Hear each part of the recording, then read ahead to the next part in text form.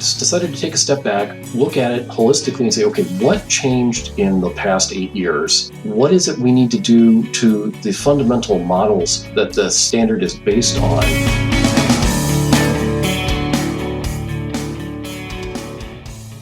Hey everybody, welcome to the Industrial Security Podcast. My name is Nate Nelson. I'm sitting as usual with Andrew Ginter, the Vice President of Industrial Security at Waterfall Security Solutions. He's going to introduce the subject and the guest of today's show. Andrew, how's it going? I'm very well, thank you, Nate. Our guest today is Alex Nickel. He is the co-chair of the ISA committee, the SP99 committee that is updating the ISA or, IEC 62443-3-3 standard, the sort of the big one that everyone uses. And our topic today is, the changes that are coming in the new standard. All right, then without further ado, here's you and Alex. So, Alex, thank you for joining us. Before we get started, can you say a few words about yourself and about the good work you're doing at the IEC and the ISA? Sure. Well, thank you very much for having me on. I really appreciate that.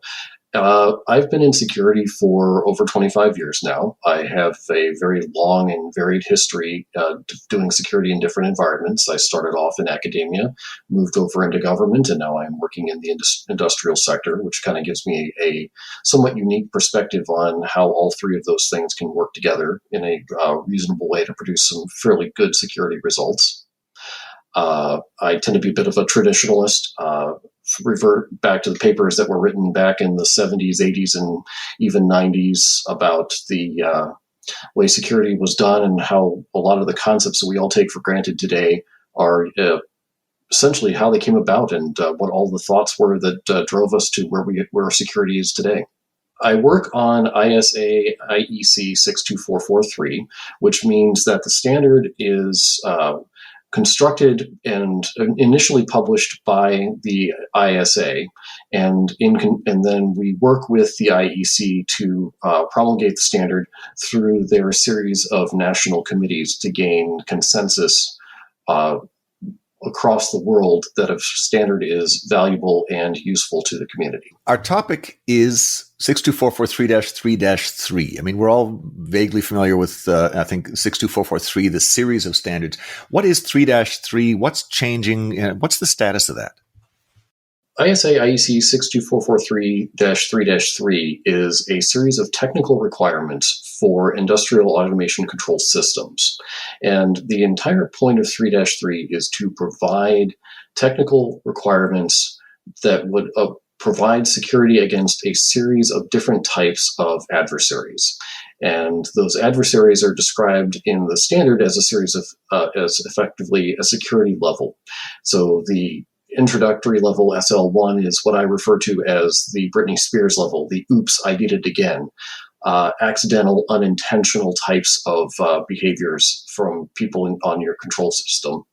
SL2 is sort of the beginner level for a adversary with low means, low capabilities, really sort of your introductory script kiddie, somebody who really doesn't understand what industrial control systems are, but they know how to run tools to attack them.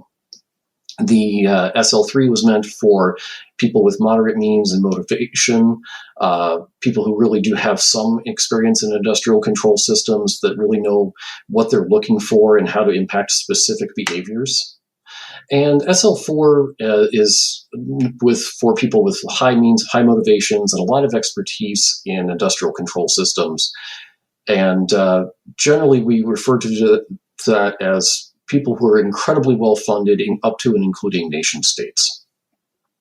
And the idea behind 3.3 is you look at your industrial control system and your risk tolerance, and you identify which of those security levels you think you need to be worried about. Then the 3-3 gives you a series of technical controls that you should be able to implement inside your industrial control system to help protect that control system against the adversary that you are particularly worried about. So that's where we are right now. There's 7 foundational requirements. Each of those foundational requirements has a large number of subordinate requirements that help support it. Things like our foundational requirements are things like authentication and authorization, timely response to events. The ability is all the things that you know and love from security over the last, give or take, 20 or 30 years. But what we're doing is we're trying to give specific guidance for industrial control systems in ways that IT-based standards really aren't capable of doing, because they don't address the cyber-physical aspects of security. Oh, okay, so you mentioned the different security levels, accidental script kiddies. Can I ask, let's look at script kiddies in particular. I mean, the ransomware groups out there, in my estimation, the high end of ransomware, and ransomware is targeting everybody with money. The high end of ransomware is using attack techniques and tools that, less than a decade ago, maybe 5, maybe 7 years ago, were exclusive to nation states. The ransomware groups seem to be trailing nation states by 5 to 7 years. Does anyone worry about script kiddies anymore? Why are they even on the radar, given the nature of sort of the pervasive ransomware threat? Script kiddies are incredibly dangerous to industrial control systems precisely because they don't have a specific goal. They are there to kind of run tools and figure out what they can get access to and what they can do to those things. And they may not necessarily have a grasp of the impact of manipulating an industrial control system really is. So when you get into some of these big motors that take forever to spin up or spin down, and they're carrying incredibly heavy loads and releasing interlocks while those loads are in motion, can be very dangerous to people on the ground. Script kiddies don't really pay attention to that sort of thing. What they're doing is they're running a tool that's toggling random bits and seeing if they get a response that tells them something interesting happened. And from the perspective of cyber-physical systems, randomly running around toggling things is a very dangerous thing to do. Ransomware, on the other hand, has the benefit, I guess, if you will call it that, of just causing things to shut down, preventing access to these things in the first place.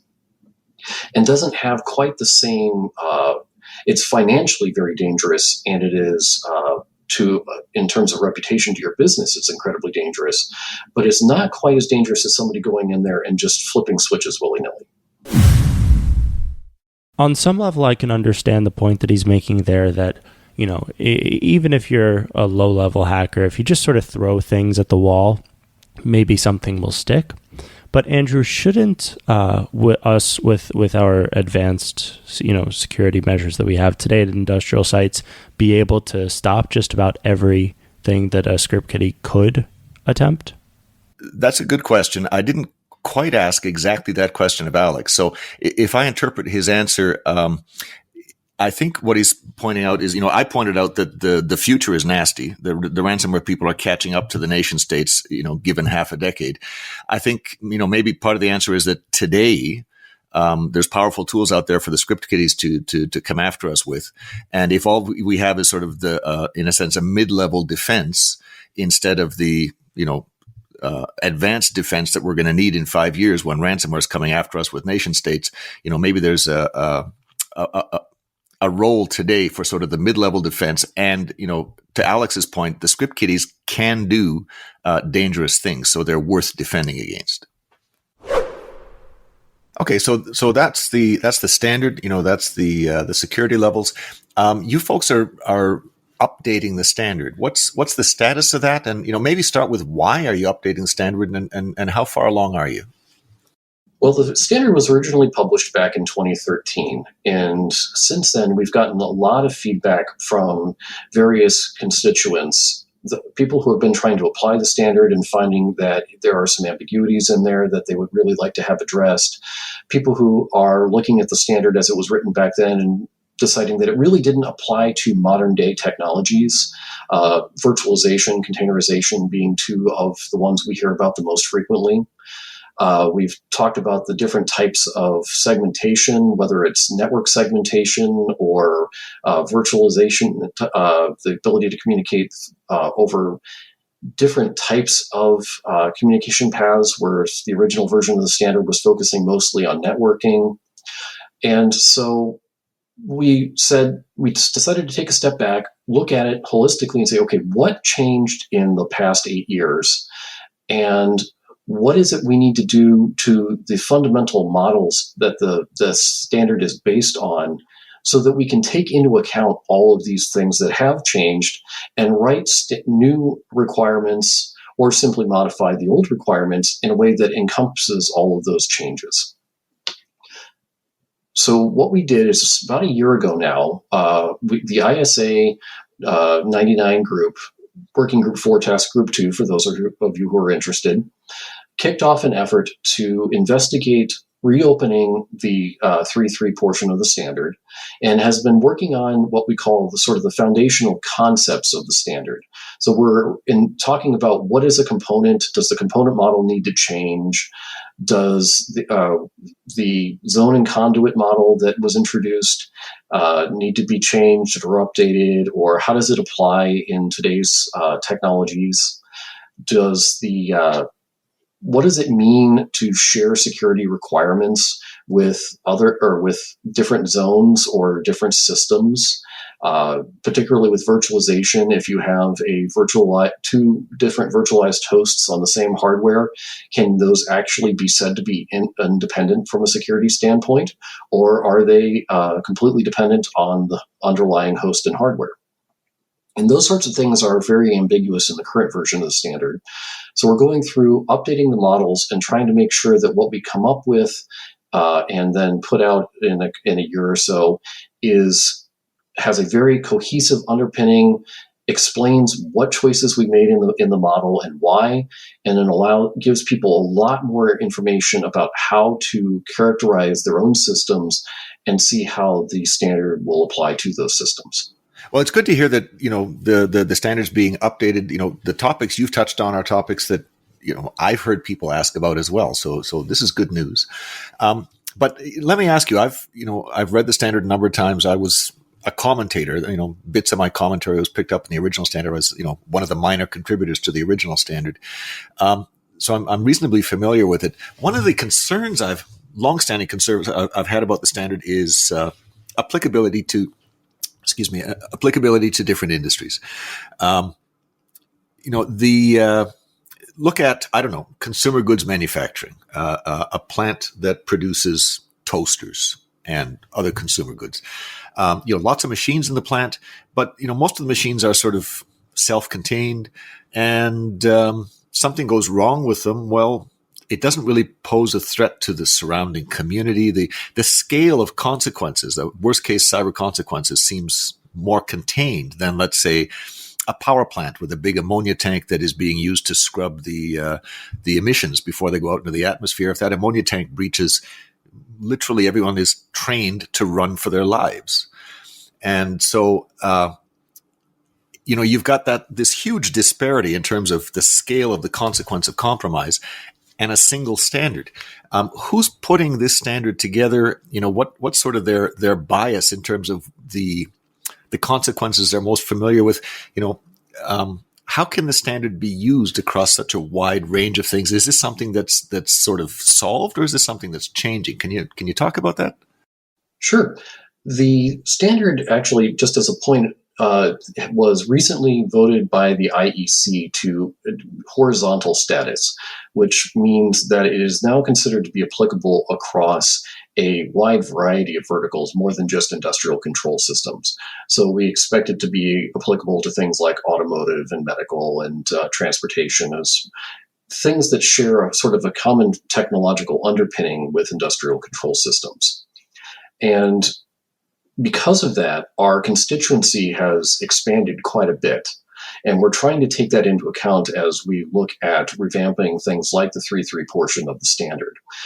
The consequence problem is a very deep one, because, as you point out, some folks believe that the failure to adhere to specific requirements really has no major consequence, while other people look at that same requirement and think it would cost them their entire business should somebody be able to circumvent a particular security control. And so we rely on people to come to these standards committee meetings with their experiences and bring their concerns to the committee and help us work through those things so that we can put the appropriate kinds of controls in place and put in the appropriate kinds of requirements. The committee is made up entirely of volunteers. ISA accepts anyone who wishes to come to our meetings and can opine on the standard. And as the chair, my job is to welcome them and help facilitate their ability to make their comments about the standard. And we have a sort of a disparate set of people participating in the standards. We tend to be very heavy on the product supplier side because a lot of product suppliers are very interested in in the standard that they're going to be held accountable for in their products. And we have some asset owners on the committee as well, mostly people in the oil and gas industry and a few others, but we're very heavy in oil and gas right now. And we have a large number of system integrator types or individual consultants, people who do consultancy in industrial control system security to kind of round out our core group. We would very much welcome the addition of additional asset owners, largely because we don't know all of the places and all of the concerns that need to be addressed by this standard.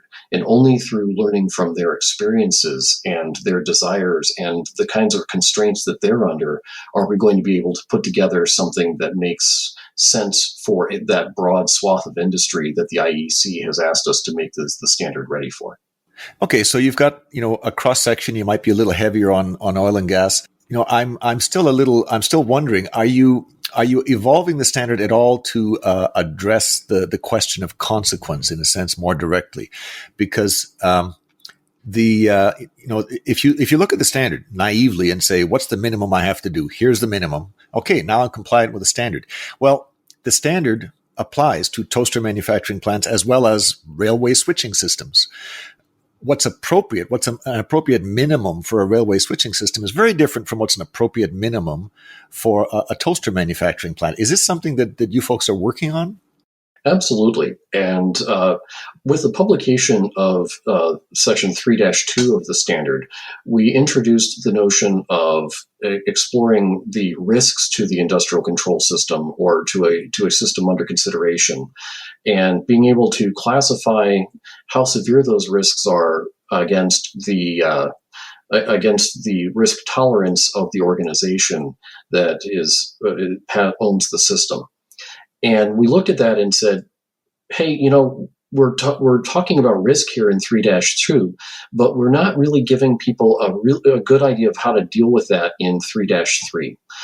And so what we've decided to do in the 3-3 committee is have a discussion about risk and how to reframe the security levels in terms of the overall risk to a control system or automation solution or whatever it is that we're evaluating.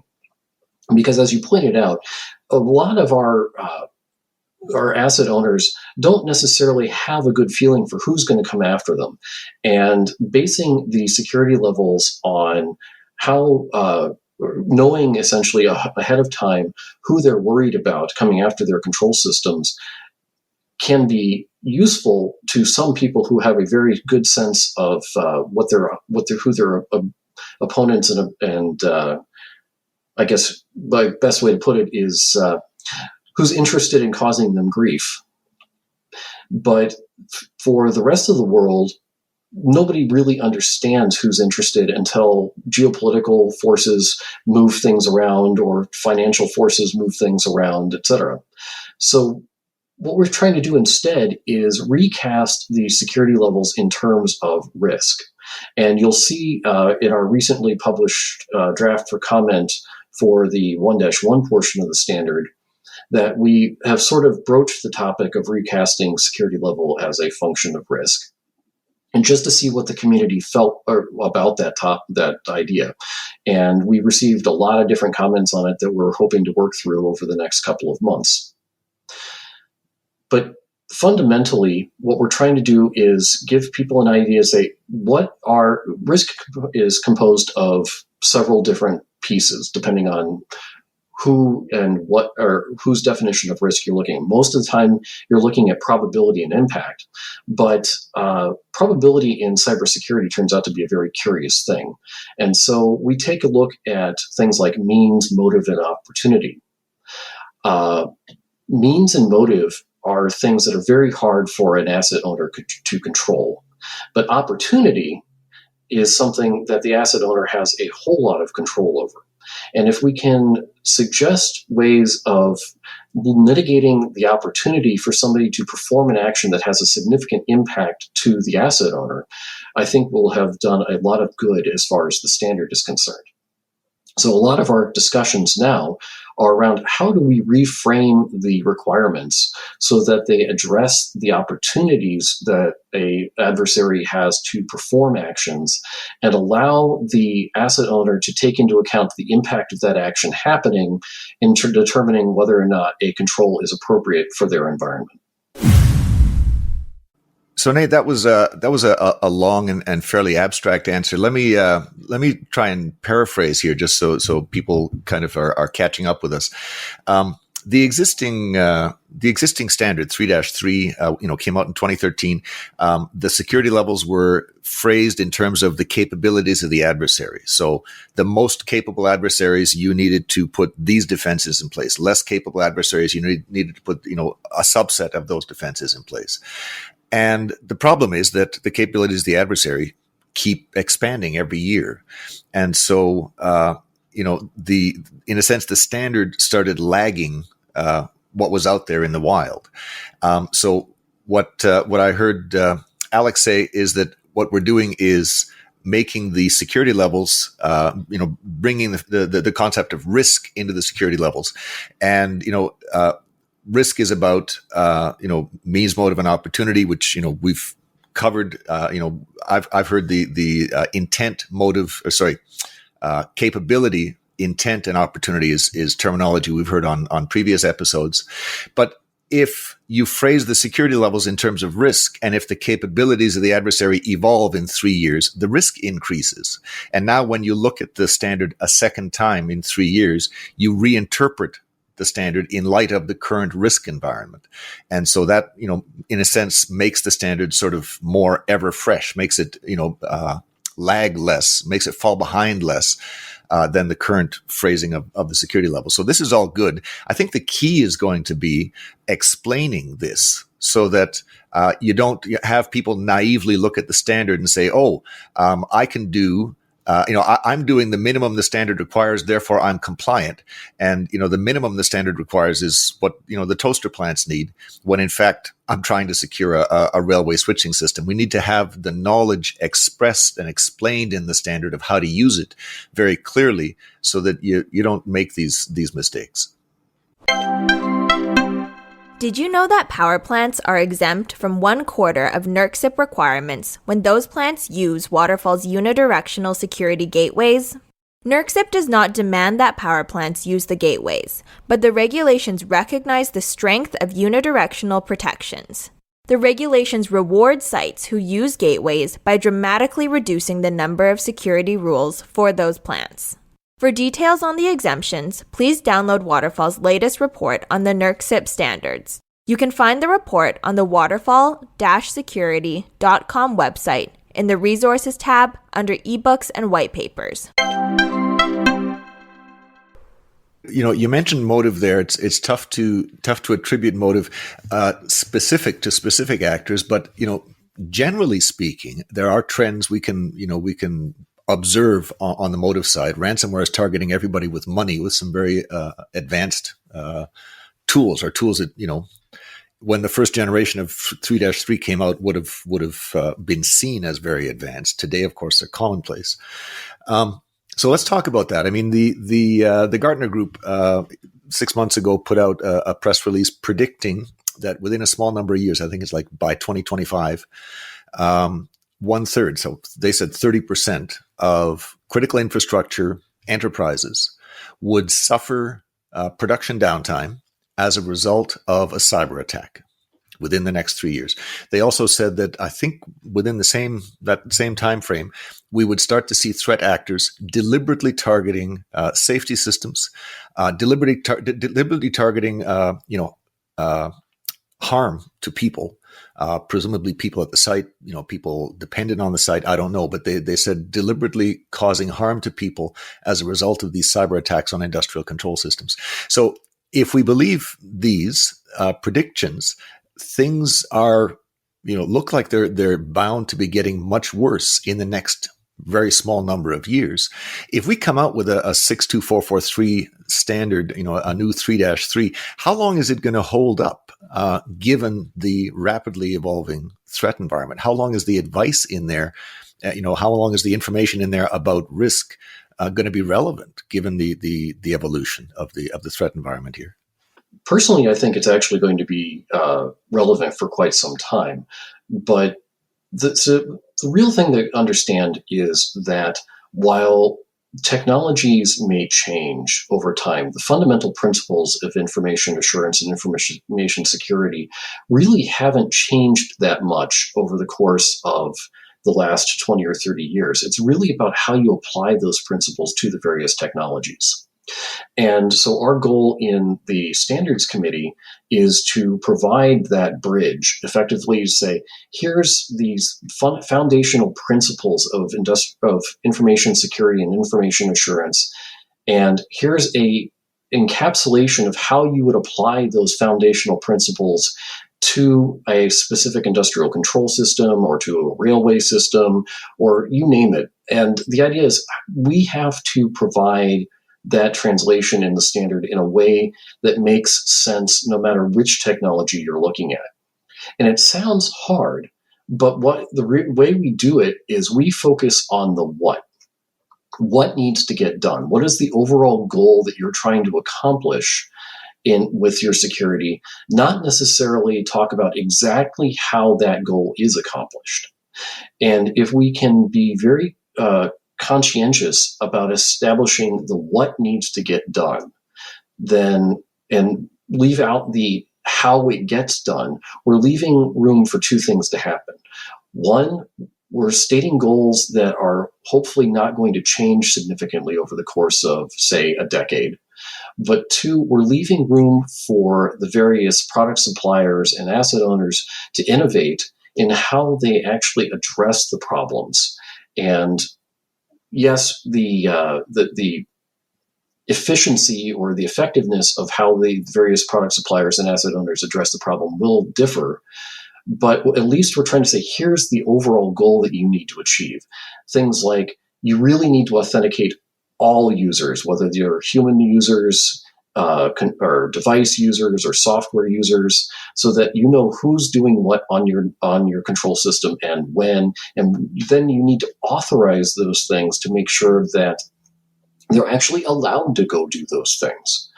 And it turns out just the simple application of authentication and authorization in a control system limits a lot of that opportunity that we talked about, and greatly decreases the likelihood of any particular exploit happening, simply because you've applied two very basic principles, which is make sure that you know who's doing something and that they're allowed to do it.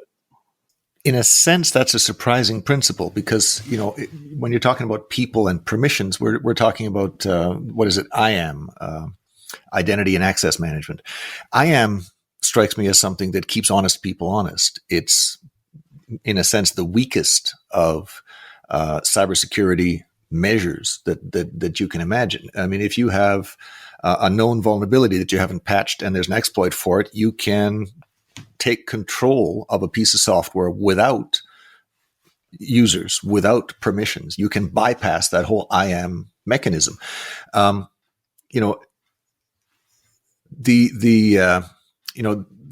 you have other examples of principles that are maybe, a little more robust, a little more far-reaching?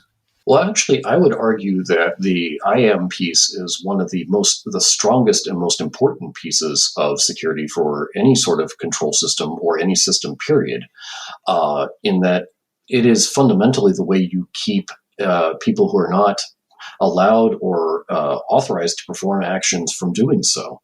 I'm not sure I would characterize it as keeping honest people honest, but it keeps honest people honest and people who aren't supposed to be there out, period. The patching thing is an interesting piece in vulnerabilities, because what you're touching on really is about implementation issues. And it isn't, as we've seen in the past, it is entirely possible to try to implement the best security in the world and simply get it wrong, so that you've got a vulnerability in there that someone can exploit to bypass your security features entirely. And that's actually what the 4-1 piece of the standard is all about. And that is the processes and procedures that you need to follow as a creator of that control systems security to ensure that the security is effective and that it does not have those sorts of vulnerabilities that can allow your security to be bypassed. Secure design of a product or a system is an absolutely critical piece to the overall security puzzle. And it's usually when that design piece fails that you start seeing these vulnerabilities pop up that are then exploited by your adversaries to perform all sorts of interesting things to your industrial control systems. So, Nate, I confess I have not read 62443-4-1 recently, and I really should. But if we're talking about producing defect-free code, the strongest method I'm familiar with there is proving the correctness of code. Another thing to Google if you want to look it up is formal methods. This is an approach to designing code, in a sense, mathematically. You have to do it from the beginning. You establish, let's say, security principles that your code must not breach. And so you put a mathematical system together expressing those principles and, ultimately developing code that expresses those principles. And there's a mathematical proof that sort of goes lockstep with the code development, so that when you're done, you have a mathematical proof that your code, never breaches the principles you've designed it to avoid. So in theory, this means your code is absolutely free of security defects that, would breach these security principles. In practice, it's a little more complicated than that. I remember back in 2015, the SSH protocol. SSH is Secure Shell. It's sort of a poor man's, it's a command line based thing. It's sort of a poor man's remote desktop. The SSH protocol is heavily encrypted.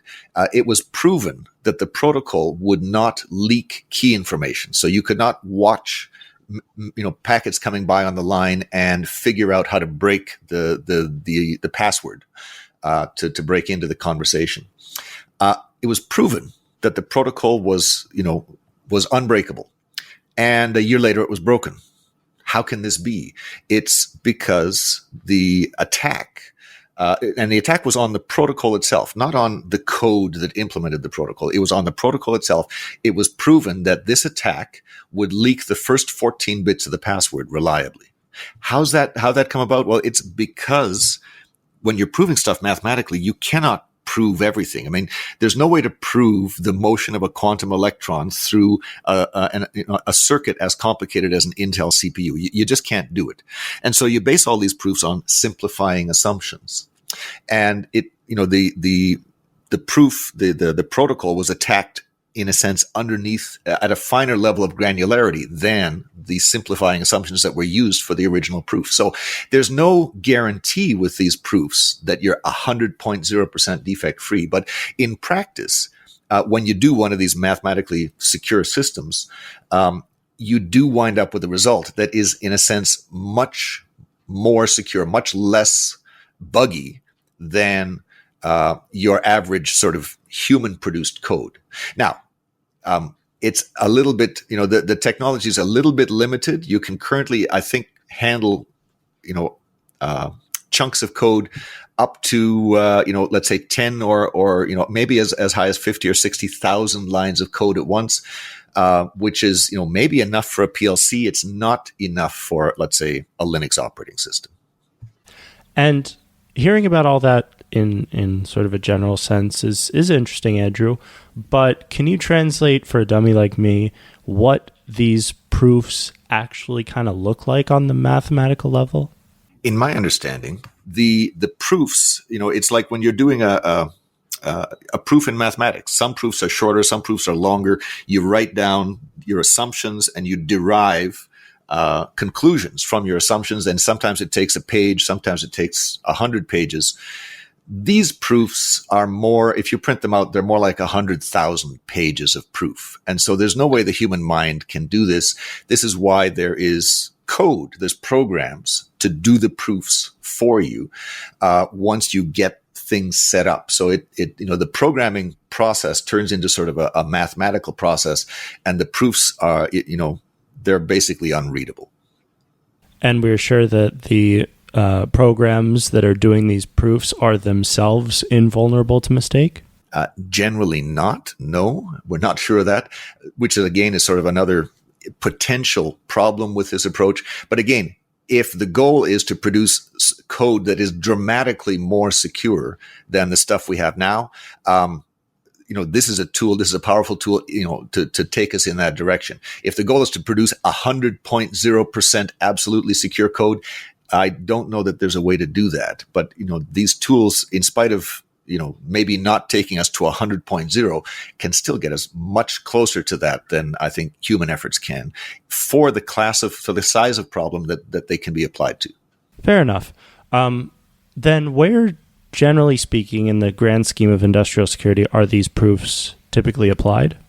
Well, this is the tricky bit. So, in my understanding, it's generally impossible to take, let's say, the source code for the Linux kernel, which is sort of the brains of the operating system, and prove it correct.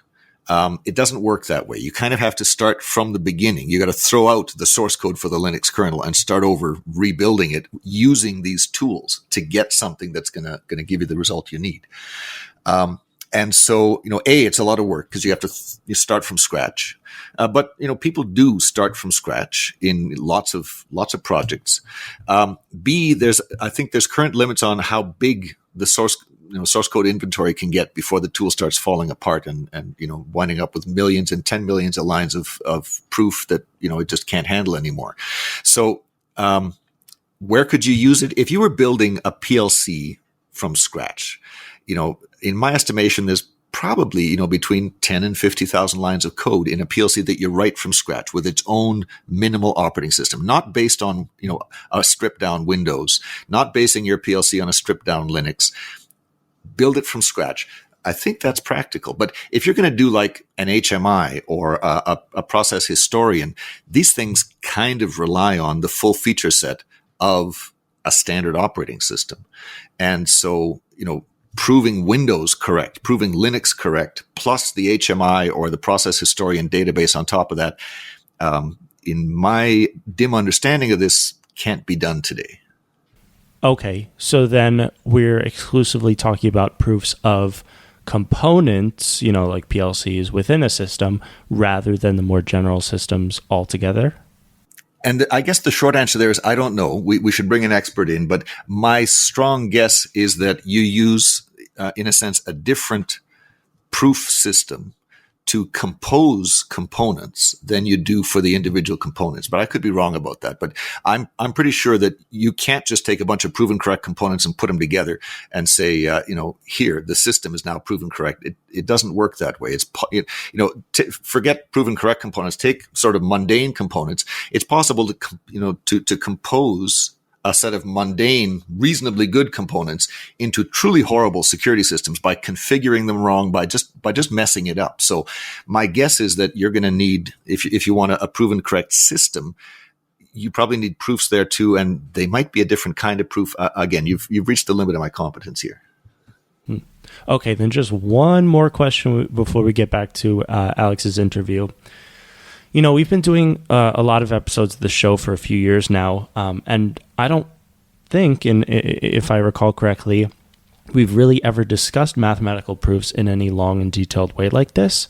So, Andrew, where does this whole conversation fit in the more general picture of industrial security?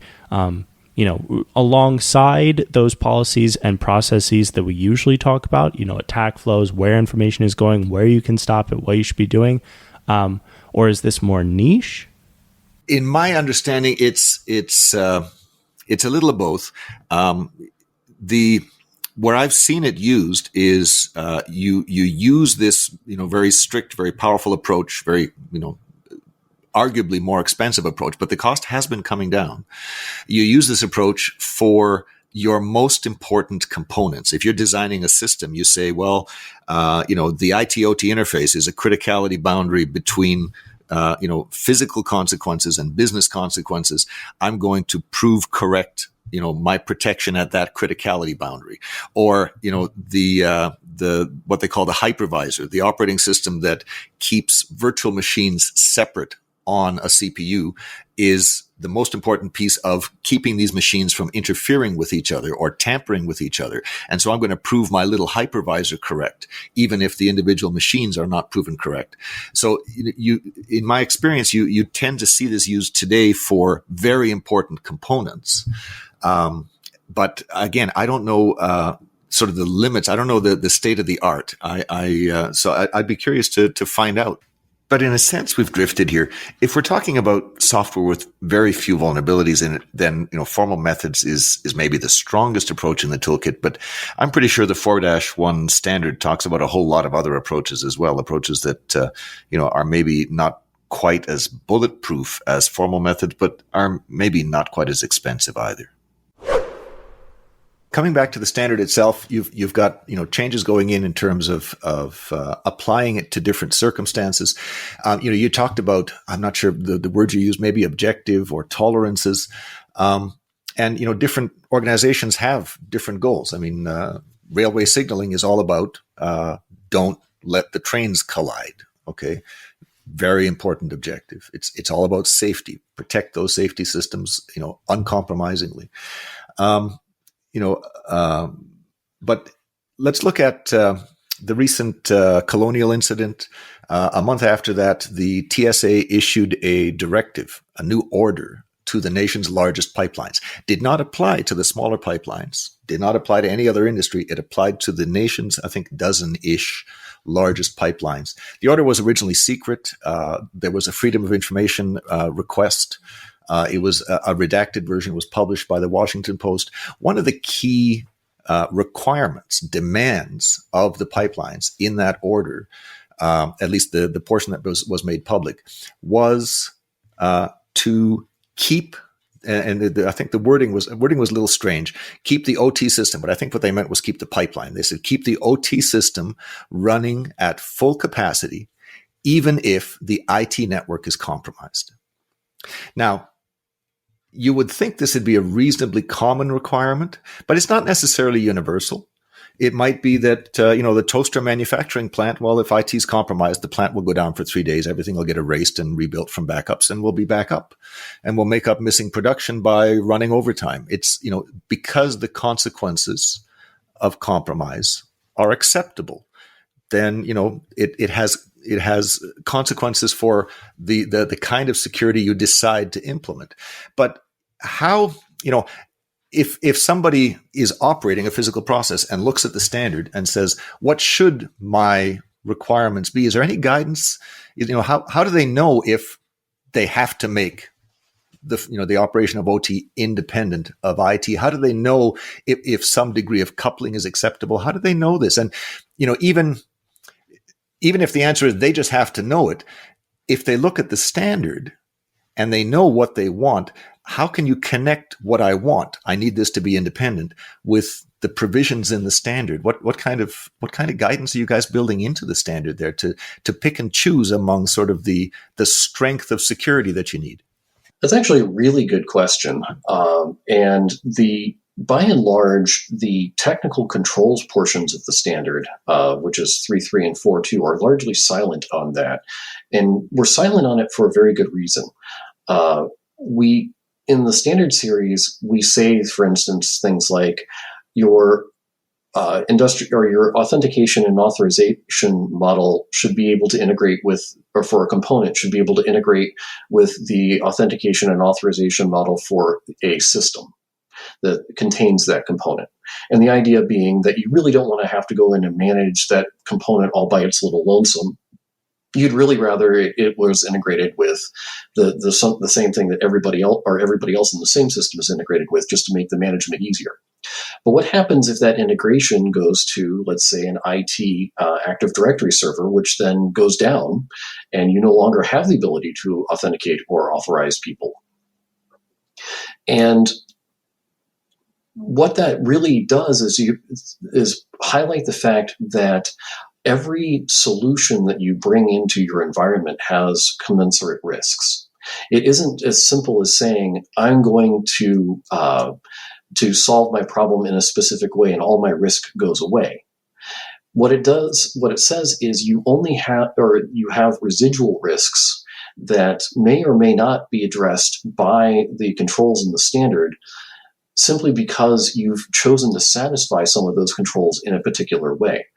62443-3-2, which talks about the risk assessment process and the initial application of things like zones and conduits, is very explicit on that, in that it says every time you have implemented a control, you have residual risks, and you need to sort of sum up what those residual risks are after you've applied those controls in order to decide whether you've done a sufficient job in addressing those risks.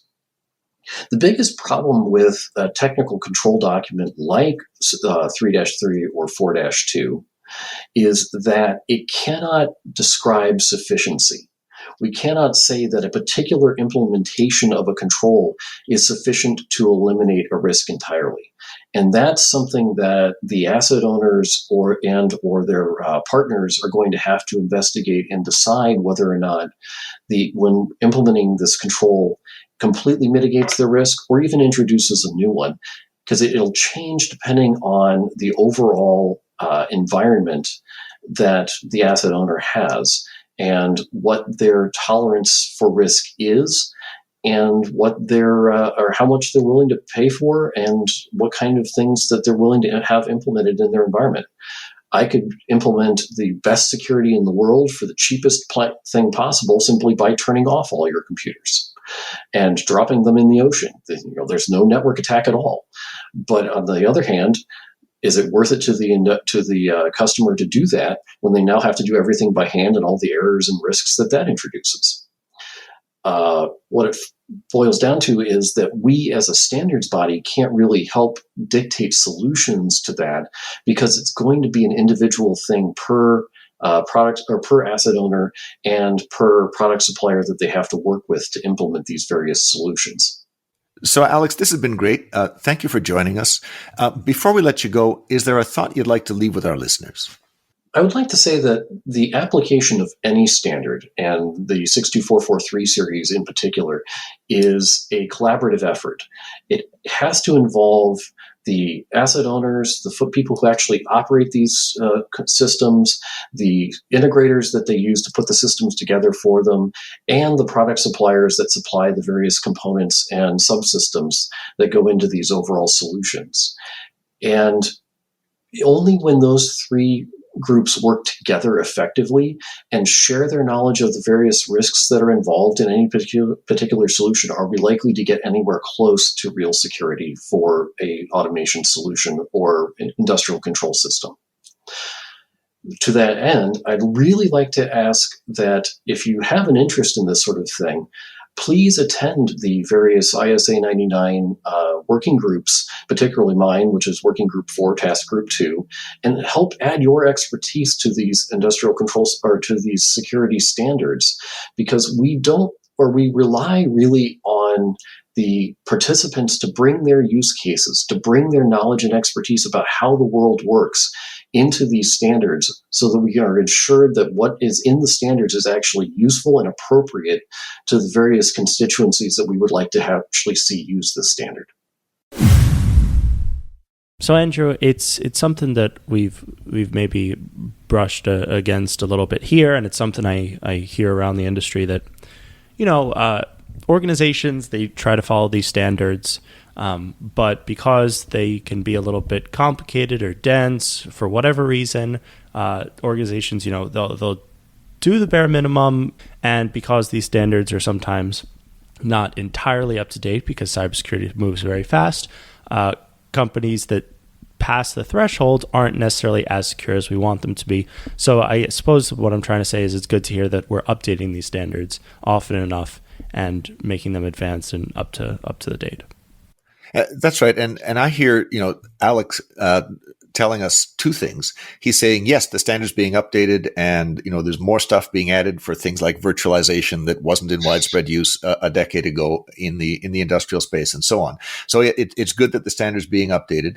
It's what I've also heard Alex say is that there's more documentation going in there on how to select the security measures that you're using more reliably, more discussion of risk, more talking about how to connect, your understanding of your risk, what's tolerable for your situation, and how to connect that knowledge to the security controls so that you can select among them more intelligently. That documenting all of that sort of much more clearly, I think is a very worthwhile effort as well.